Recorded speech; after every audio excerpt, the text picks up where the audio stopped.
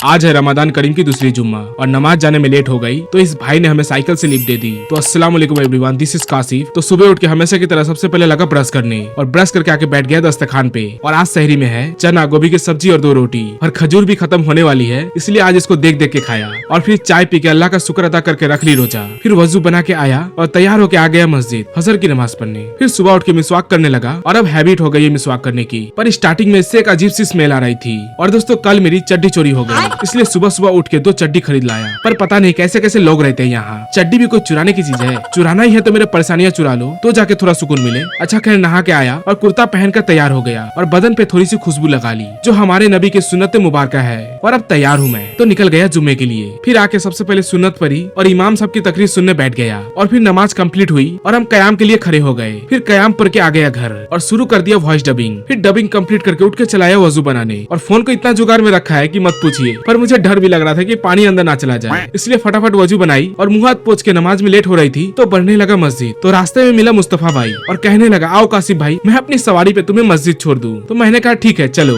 पर डर भी रहा था कि टायर ब्लास्ट ना हो जाए। पर अल्लाह का शुक्र था ऐसा कुछ नहीं हुआ। और मस्जिद में आके देखा तो कल खराब हो गई है, तो सारे लोग उसी में परेशान थे। और रेहान बोल रहा था कि कासिफ भाई अगर कल से पानी नहीं आएगा तो हम रोजा कैसे खोलेंगे। सवाल तो ऐसे बढ़िया था। अच्छा जो भी होगा फिलहाल मैं नमाज पढ़ के आ गया घर और आज रोजा घर पे ही खोलूंगा, इसलिए खजूर उठाई और दुआ पढ़ के खोल ली रोजा। और मुड़ी को चने से मोहब्बत करवाई और ले गया दिल से होते हुए पेट में। और नमाज भी घर पे ही पढ़ ली और नमाज पढ़ के आ गए हम चाय पीने। और बिना चाय के रोजा इनकम्प्लीट है, इसलिए चाय पी और भागने लगा मस्जिद की ओर। हज तरावी में भी लेट हो गए, शायद ईसा की नमाज छूटेगी, पर किस्मत में ईसा की नमाज थी, इसलिए हम वक्त से 1 मिनट पहले पहुंच गए। और अब जा रहा हूँ तरावी पढ़ने। पर आप चैनल को सब्सक्राइब करके जाइए और इंस्टा पे है तो फॉलो कर लीजिए।